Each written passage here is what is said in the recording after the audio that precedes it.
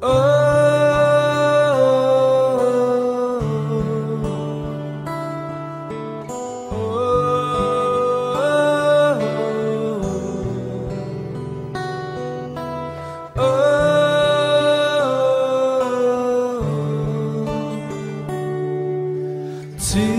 es grand Seigneur, tu es grand Seigneur, tu es grand Seigneur, tu es grand Seigneur, magnifique, digne de louange, tu es grand Seigneur, magnifique, digne de louange, tu es grand Seigneur,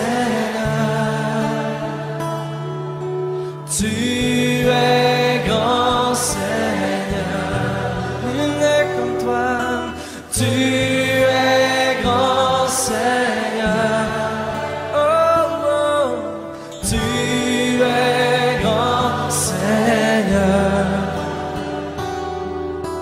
tu es grand Seigneur, magnifique, digne de louange, tu es grand Seigneur.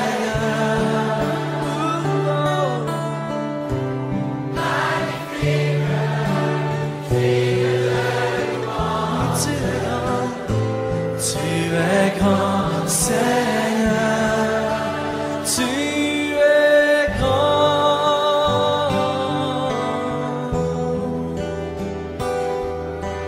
Oh, tu es grand.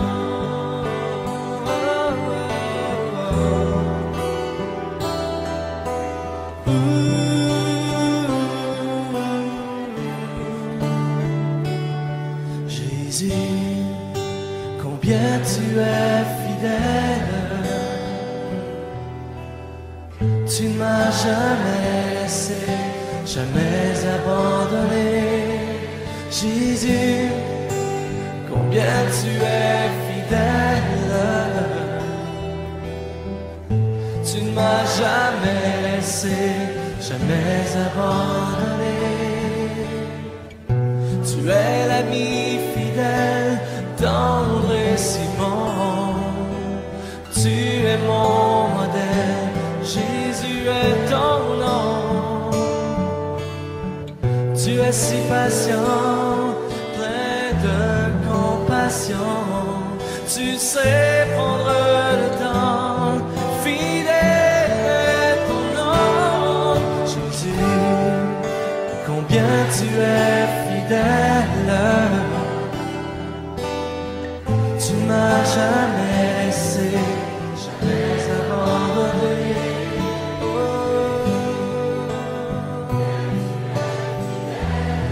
tu es fidèle, tu ne m'as jamais laissé, jamais abandonné. Mon Dieu d'amour, me voici devant toi pour te demander, souffle de gloire. Mon Dieu d'amour, j'espère en toi, Seigneur, tu es donnant l'espoir, me donnant l'espoir.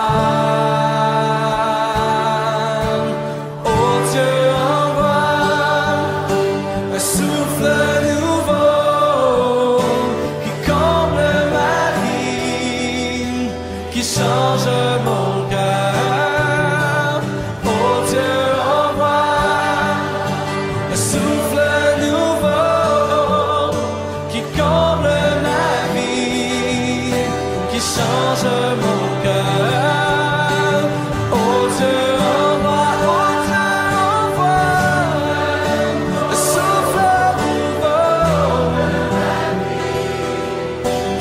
change mon cœur, un souffle nouveau, un souffle nouveau, un souffle nouveau. Je louerai ton saint nom.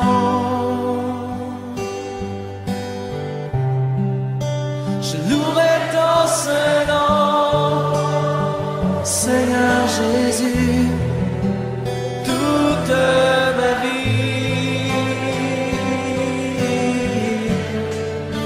Je louerai ton saint nom. Oh, oh, oh. Je louerai ton saint nom.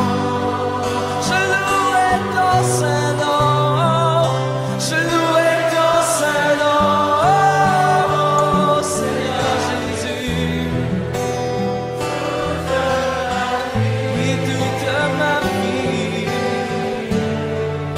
Je louerai ton saint nom.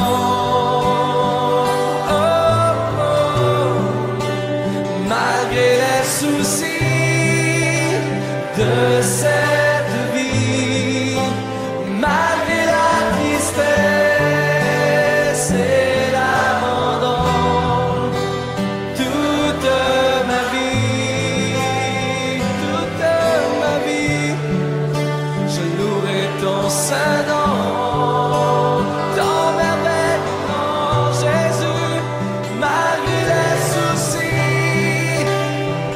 Cette vie, malgré la tristesse et l'abandon, toute ma vie, oh,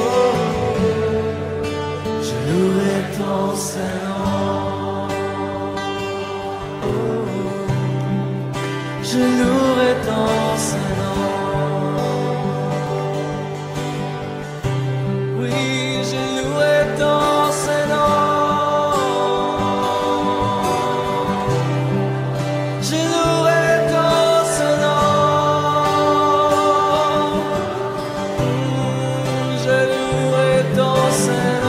Malgré les soucis de cette vie,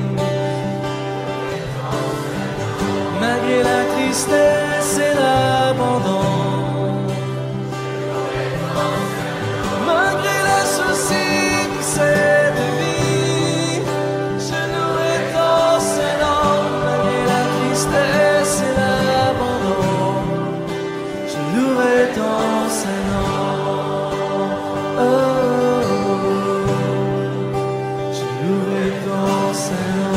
Je ne sais comment exprimer ma gratitude envers toi qui m'as aimé passionnément.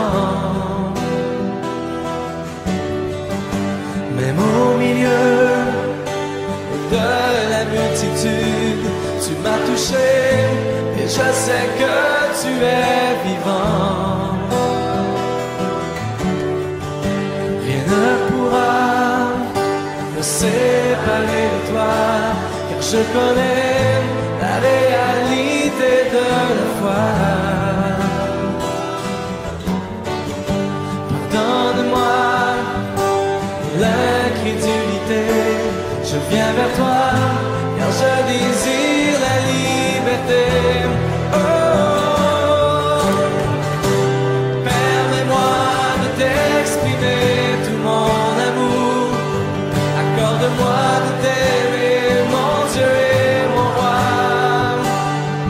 Et permets-moi de t'exprimer tout mon amour. Accorde-moi de t'aimer comme il se doit. Il y a des jours où je me sens si loin. La confusion me fait perdre la direction. Soudain j'entends l'écho de ta voix, l'appel divin qui me ramène à la maison. Permets-moi de t'exprimer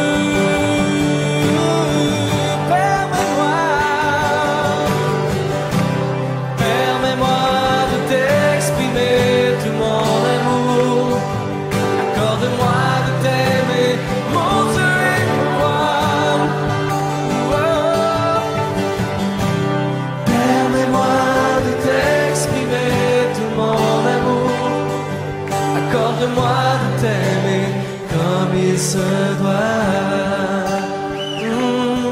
Accorde-moi de t'aimer comme il se doit. Accorde-moi de t'aimer comme il se doit. Accorde-moi de t'aimer comme il se doit. Bonsoir à vous tous, soyez les bienvenus à ce temps de prière. Pour commencer, nous allons prendre un temps pour nous recueillir devant le trône de notre Seigneur. La parole nous dit quand 2 ou 3 se rassemblent en son nom, le Seigneur, il est là. Nous savons qu'il est là parmi nous ce soir. Et dans sa présence, nous avons toujours cette paix, cette joie et aussi cet amour dans notre cœur. Prions le Seigneur. Grand Dieu, nous voici réunis, Seigneur, ce soir, pour te prier, pour te chanter, pour te louer, pour t'adorer. Viens, Seigneur Jésus. Viens nous envahir notre cœur de ton amour, afin que nous puissions continuer à croire fermement dans ta parole, que nous puissions avoir la foi, cette foi véritable dont nous avons besoin dans ces moments difficiles. Oui, Seigneur, ce soir, nous voulons confesser aussi nos péchés pour tous nos manquements que nous avons envers toi. Les péchés que nous avons commis en pensée, en acte et en parole et par omission. Confessons donc, nous allons confesser maintenant ces péchés devant toi, Seigneur. Nous allons ouvrir notre cœur, laissant le Saint-Esprit nous diriger aussi dans ce temps de confession. Gardons un moment de silence, nous allons revoir un peu toutes les choses que nous avons commises contre Dieu. Laissons le Saint-Esprit faire dérouler ce film devant nous ce soir. Confessons donc les péchés que nous avons commis contre Dieu et contre nos prochains. Dieu de miséricorde, nous confessons que nous avons péché contre toi en pensée, en parole et en acte par ce que nous avons fait et ce que nous avons omis de faire. Nous n'avons pas aimé de tout notre cœur, nous n'avons pas aimé notre prochain comme nous-mêmes. Nous regrettons sincèrement ces fautes. Humblement, nous nous en repentons pour l'amour de ton Fils, Jésus-Christ, notre Seigneur. Que le grand Dieu, le Dieu Tout-Puissant, vous fasse miséricorde, qui vous pardonne tous vos péchés par Jésus-Christ notre Seigneur, qui vous affermisse en tout bien par la puissance de l'Esprit Saint, qui vous garde pour la vie éternelle. Amen. Dieu vient à mon aide, Seigneur à mon secours. Gloire au Père et au Fils et au Saint-Esprit, au Dieu qui est, qui était et qui vient pour les siècles des siècles. Amen. Joie et lumière de la gloire éternelle du Père, le Très-Haut, le Très-Saint, ô Jésus-Christ, parvenu à la fin de ce jour, contemplant cette clarté dans le soir, nous chantons le Père, le Fils et le Saint-Esprit de Dieu. Oui, tu es digne d'être chanté dans tous les temps par les voix sanctifiées. Fils de Dieu qui donne vie, tout l'univers te rend gloire. Gloire au Père et au Fils et au Saint-Esprit, au Dieu qui est, qui était, qui vient, pour les siècles et des siècles. Amen. Allons maintenant écouter les lectures. Le psaume 74. Pourquoi, ô Dieu, rejettes-tu pour toujours? Pourquoi t'irrites-tu contre le troupeau de ton pâturage? Souviens-toi de ton peuple, que tu as acquis autrefois, que tu as racheté comme la tribu de ton héritage. Souviens-toi de la montagne de Sion, où tu faisais ta résidence. Porte tes pas vers ces lieux, constamment dévastés. L'ennemi a tout ravagé dans le sanctuaire. Tes adversaires ont rugi au milieu de ton temple. Ils ont établi pour signe leur signe.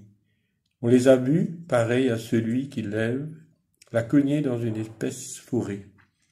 Et bientôt, ils sont brisés. Ils ont brisé toutes les sculptures à cause de haches et de marteaux. Ils ont mis le feu à ton sanctuaire. ils ont abattu, profané la demeure de ton nom. Ils disaient en leur cœur, traitons-les tous avec violence. Ils ont brûlé dans le pays tous les lieux saints. Nous ne voyons plus nos signes, il n'y a plus de prophètes. Et personne parmi nous qui sache jusqu'à quand.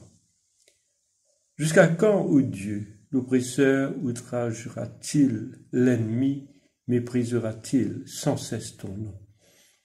Pourquoi retires-tu ta main et ta droite?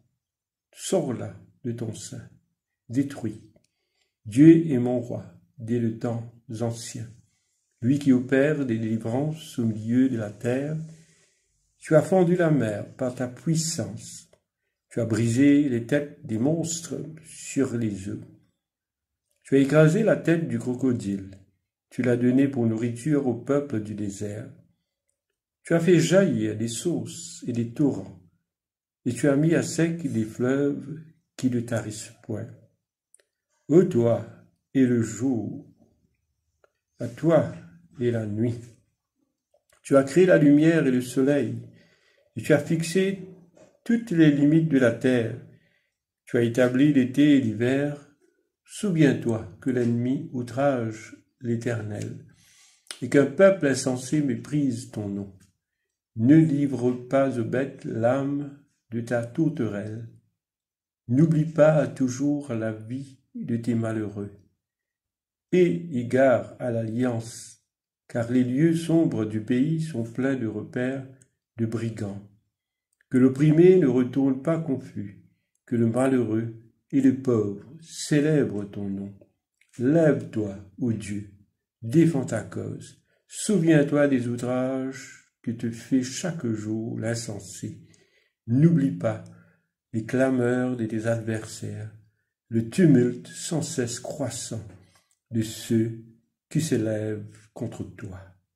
Gloire soit au Père et au Fils et au Saint-Esprit, comme il était au commencement, comme il est maintenant, et comme sera éternellement. Amen. Genèse, chapitre 37, et les versets 12 à 36. Les frères de Joseph étant allés à Sichem pour faire paître le troupeau de leur père. Israël dit à Joseph, « Tes frères ne font-ils pas paître le troupeau à Sichem?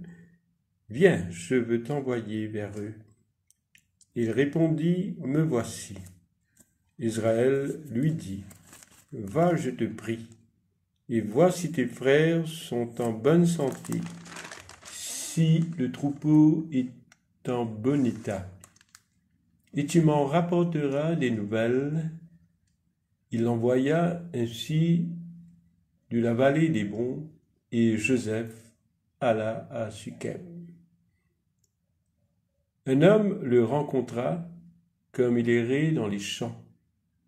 Il le questionna en disant, « Que cherches-tu » Joseph répondit, « Je cherche mes frères. Dis-moi, je te prie, où ils font paître leur troupeau. » Et l'homme dit, « Ils sont partis d'ici, car je les ai entendus dire, « Allons à deux temps. » Joseph alla après ses frères, et il les trouva à deux temps. Ils les virent de loin, et avant qu'il fût près d'eux, ils complotèrent de le faire mourir. Ils se dirent l'un à l'autre, « Voici le faiseur de songes qui arrive. Venez maintenant, tuons-le, et jetons-le dans une des citernes. Nous dirons qu'une bête féroce l'a dévoré, et nous verrons ce que deviendront ces songes. » Ruben entendit cela, il le délivra de leurs mains, et il dit, « Ne lui ôtons pas la vie. » Ruben leur dit, « Ne répandez point de sang, jetez-le dans cette citerne qui est au désert, et ne mettez pas la main sur lui. » Il avait dessein de le délivrer de leurs mains pour le faire retourner vers son père. Lorsque Joseph fut arrivé auprès de ses frères, ils le dépouillèrent de sa tunique, de la tunique de plusieurs couleurs qu'il avait sur lui. Ils le prirent et le jetèrent dans la citerne. Cette citerne était vide et il n'y avait point d'eau. Ils s'assirent ensuite pour manger. Ayant levé les yeux, ils virent une caravane d'Ismaélites venant de Galade. Leurs chameaux étaient chargés d'aromates, de baume et de myrrhe qu'ils transportaient en Égypte. Alors Judas dit à ses frères, « Que gagnerons-nous à tuer notre frère et à cacher son sang? Venez, vendons-le aux Ismaélites et ne mettons pas la main sur lui, car il est notre frère, notre chair. » Et ses frères l'écoutèrent.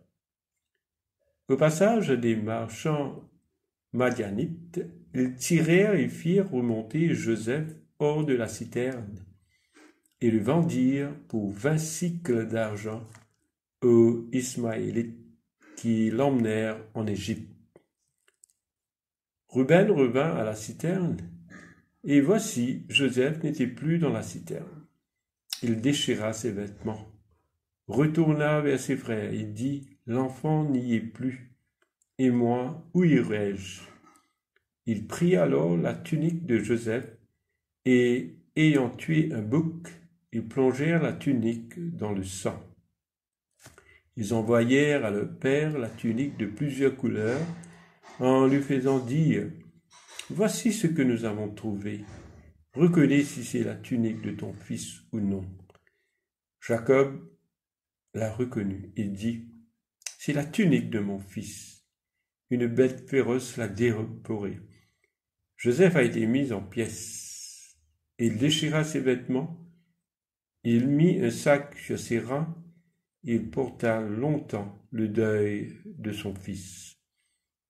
Tous ses fils et toutes ses filles vinrent pour le consoler, mais il ne voulut recevoir aucune consolation. Il disait, « C'est en pleurant que je descendrai vers mon fils au séjour des morts. » Et il pleurait son fils. Les Madianites le vendirent en Égypte à Potiphar, officier de Pharaon, chef des gardes. Ici prend fin la lecture. Épître de Paul aux Galates, chapitre 2, versets 1 à 10. 14 ans après, je montai de nouveau à Jérusalem avec Barnabas, ayant aussi pris Tite avec moi. Et ce fut d'après une révélation que j'y montai. Je leur exposai l'évangile que je prêche parmi les païens. Je l'exposai en particulier à ceux qui sont les plus considérés, afin de ne pas courir ou avoir couru en vain. Mais Tite, qui était avec moi et qui était grec, ne fut pas même contraint de se faire circoncire. Et cela à cause des faux frères qui s'étaient furtivement introduits et glissés parmi nous, pour épier la liberté que nous avons en Jésus-Christ, avec l'intention de nous asservir. Nous ne leur cédâmes pas un instant, et nous résistâmes à leurs exigences, afin que la vérité de l'Évangile fût maintenue parmi vous. Ceux qui sont les plus considérés, quel qu'il ait été jadis, cela ne m'importe pas. Dieu ne fait point exception de personne. Ceux qui sont les plus considérés ne m'imposaient rien. Au contraire, voyant que l'Évangile m'avait été confié pour les incirconcis, comme à Pierre pour les circoncis. Car celui qui a fait de Pierre l'apôtre des circoncis a aussi fait de moi l'apôtre des païens. Et ayant reconnu la grâce qui m'avait été accordée, Jacques, Céphas et Jean, qui sont regardés comme des colonnes, me donnèrent à moi et à Barnabas la main d'association, afin que nous allassions, nous vers les païens et eux vers les circoncis. Ils nous recommandèrent seulement de nous souvenir des pauvres, ce que j'ai bien eu soin de faire. Ici se termine la lecture. Jacques, Pierre et Jean reconnaissent les vocations différentes et la mission de chacun des apôtres, selon les dons, les situations et les tâches à accomplir. Paul et son équipe sont chargés des non-juifs et Pierre des juifs. Jacques reste responsable de la communauté de Jérusalem. On est moins renseigné sur Jean. La tradition le situera plus tard à Éphèse, en Asie mineure. Voyons un peu l'état des croyants à l'époque, au niveau de cette lettre. Pourquoi Paul avait adressé cette lettre aux Galates? Alors donc, le début de cet épître nous informe sur l'état dans lequel se trouvaient, allons dire, les croyants se trouvaient à Galate. Et cet état qui a donné lieu à l'envoi, par la grâce de Dieu, par l'apôtre de cet épître. Car les épîtres ont été la réponse de la grâce de Dieu aux circonstances, et on peut le dire en général, aux dangers et aussi aux infidélités de ceux qui ont commencé à croire, de ceux qui ont été vraiment des croyants, mais qui ont passé bien sûr dans des moments difficiles. Quand nous voyons l'état des choses aujourd'hui, nous pourrions souvent aussi être découragés, ce qui est un sentiment qui ne vient pas de Dieu. Nous savons tous que le découragement n'est pas de Dieu. Ça vient de la force du mal, mais aussi bien de la chair. Le découragement et de la chair. Quand la chair s'enthousiasme et le lendemain, elle se décourage. Tandis que la foi souffre, mais la foi tient bon. Et quant à la chair, quand la chair souffre, elle souffre et elle lâche. Alors quand elle ne souffre plus, elle reprend de la force, de la puissance en elle-même. Tandis que toujours là où elle est véritablement, là où elle agit, et cette fois-ci on voit que c'est la foi qui souffre. Mais heureusement que la foi que nous avons en Dieu, elle tient bon. Donc on peut dire que toute la vie du croyant est la mise à l'épreuve de la valeur et de la réalité de cette foi. Donc les Galates vivaient dans un état difficile. Pourquoi? Parce que bien souvent, ils subissaient les assauts de mauvais docteurs, des mauvais prophètes, et nous le savons bien. Mais nous nous arrêtons surtout à un côté de l'influence qu'ils subissaient, et ce côté sur lequel nous nous arrêtons le plus souvent, c'est bien sûr le légalisme, le danger de faire revenir ces chrétiens à la loi. Et aussi, c'est un danger réel. Il y a un danger qui existe aujourd'hui, qui existe partout et qui existera toujours. Donc, nous voyons que Paul avait mis beaucoup d'emphase sur la foi au lieu que sur la loi. Parce que c'est la foi en Jésus-Christ que nous sommes sauvés. C'est par la foi que nous pouvons avancer dans notre vie de chrétien. Et c'est par la foi, bien sûr, que nous allons pouvoir atteindre le but que nous avons à atteindre. Que le Seigneur bénisse ses paroles. Amen.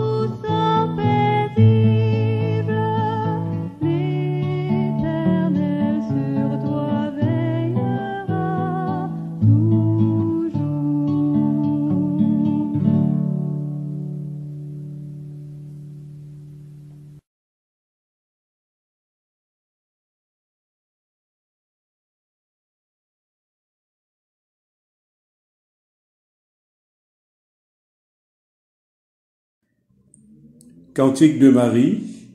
Mon âme exalte le Seigneur, exulte mon esprit en Dieu, mon Sauveur. Il s'est penché sur son humble servante. Désormais tous les âges me diront bienheureuse. Le Puissant fit pour moi des merveilles, saint est son nom. Son amour s'étend d'âge en âge sur ceux qui le craignent. Déployant la force de son bras, il disperse les superbes, il renverse les puissants de leur trône, il élève les humbles, il comble des biens des affamés, renvoie les riches les mains vides. Il relève Israël, son serviteur, il se souvient de son amour, de la promesse faite à nos pères en faveur d'Abraham et de sa race à jamais. Gloire au Père et au Fils et au Saint-Esprit, pour les siècles et des siècles. Amen. Symbole des apôtres, je crois en Dieu le Père Tout-Puissant, Créateur du ciel et de la terre, et en Jésus-Christ, son Fils unique, notre Seigneur, qui a été conçu du Saint-Esprit, est né de la Vierge Marie, a souffert sous Ponce Pilate, a été crucifié, mort et a été enseveli, et descendu aux enfers. Troisième jour, est ressuscité des morts, est monté aux cieux, est assis à la droite du Père, de Dieu, le Père Tout-Puissant, d'où il viendra juger les vivants et les morts. Je crois en l'Esprit Saint, à la Sainte Église catholique, à la communion des saints, à la rémission des péchés, à la résurrection de la chair, à la vie éternelle. Amen. Le Seigneur soit avec vous et avec votre esprit. Prions le Seigneur. Nous disons ensemble cette prière que le Seigneur Jésus nous a enseignée lui-même. Notre Père qui es aux cieux, que ton nom soit sanctifié, que ton règne vienne, que ta volonté soit faite sur la terre comme au ciel. Donne-nous aujourd'hui notre pain de ce jour.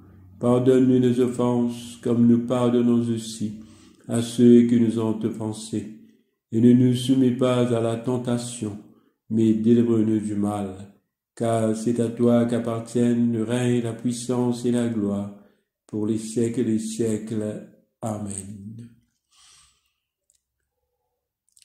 Fais-nous voir, Seigneur, ton amour, et donne-nous ton salut. Revêt prêtre de justice, que tes fidèles crient de joie. Donne la paix, Seigneur, à toute la création. Toi seul peux nous donner de vivre en sûreté. Seigneur, sois le gardien de cette nation, et guide-nous dans les voies de la justice et de la vérité. Que ton chemin soit connu sur la terre, et ton salut parmi toutes les nations. Que le pauvre ne soit pas oublié pour toujours, que jamais ne périsse l'espoir des malheureux. Crée en nous un cœur pur, ô Dieu, que ton Saint-Esprit nous soutienne. Collecte pour la paix. Ô Dieu qui nous fait désirer ce qui est saint, choisir ce qui est juste et accomplir ce qui est bon. Donne à tes serviteurs cette paix que le monde ne peut donner, afin que nos cœurs s'attachent à tes commandements et que, délivrés de la crainte de tout ennemi, nous puissions vivre dans le calme et la tranquillité. Par Jésus le Christ, notre Seigneur. Amen. Collecte pour demander la présence du Christ. Reste avec nous, Seigneur, car il se fait tard, et déjà le jour baisse. Sois notre compagnon sur la route. Enflamme notre cœur, ravive notre espérance, pour que nous te découvrions dans les Écritures et dans le pain partagé. Te le demandons dans ta tendresse. Amen.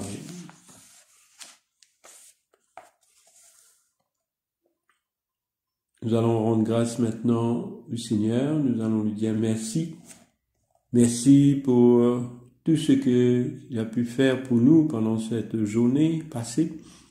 Nous savons qu'il a été avec nous et nous savons que si le Seigneur est avec nous, qui sera contre nous? Prions le Seigneur. Dieu Tout-Puissant, miséricorde, nous te rendons grâce de ta bonté, de ton amour envers nous, tes serviteurs indignes, et envers tous ceux que tu as fait. Nous te bénissons parce que tu nous as créés, tu nous protèges, tu nous combles de bienfaits de cette vie. Mais surtout parce que dans ton amour inépuisable, tu as racheté le monde par ton Fils Jésus-Christ, et tu nous donnes les moyens de recevoir ta grâce et l'espérance de la gloire sans fin. Nous t'en prions, rends-nous sensibles à ta miséricorde, pour que nous te rendions gloire d'un cœur reconnaissant, non seulement de nos lèvres, mais par toute notre vie, en nous mettant à ton service et en marchant devant toi dans la justice et la sainteté tout au long de nos jours. Te le demandons par ton Fils Jésus le Christ, notre Seigneur. Amen. Nous allons à la prière du Saint Jean Chrysostome. Dieu Tout-Puissant, toi qui nous as accordé la grâce de t'adresser d'un cœur unanime notre prière commune, tu as promis par ton Fils que lorsque 2 ou 3 se réuniraient en son nom, tu seras au milieu d'eux. Comble maintenant, Seigneur, nos désirs et nos vœux, selon ce qui nous est utile. Donne-nous en cette vie la connaissance de ta vérité, et dans le monde à venir, la vie éternelle. Amen. Bénissons le Seigneur, nous rendons grâce à Dieu.